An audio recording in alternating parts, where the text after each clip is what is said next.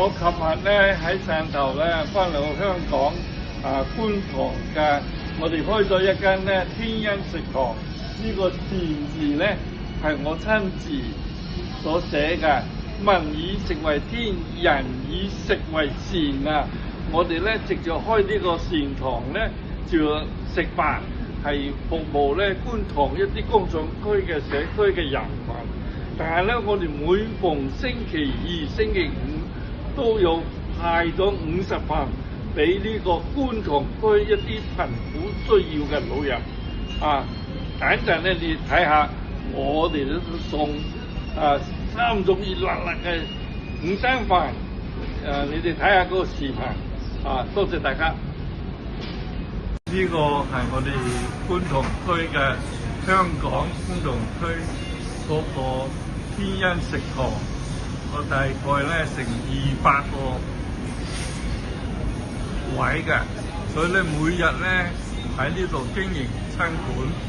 你睇呢個就係個餐館啦。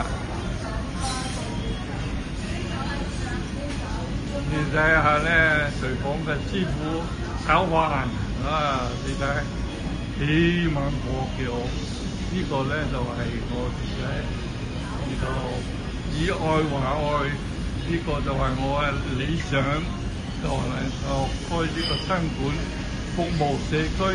能夠咧藉著呢個餐館敬老扶幼，能夠服侍啲老人喺餐館裏面賺到啲錢，養到更多嘅孤兒。呢一個就係我為神所做嘅嗰個嘅夢想。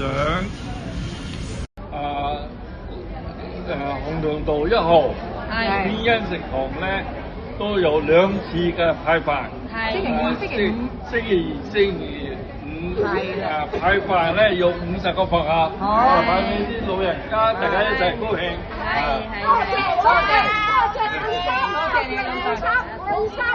你咁我哋咧係敬老扶幼，我哋呢度咧老人家，我哋喺泰國咧養咗200個孤兒㗎，好多走難嘅孤兒咧都睇過，所以我今日咧能夠好高興嚟到我哋天恩嘅食堂呢個餐館咧嚟服侍社區嘅老人。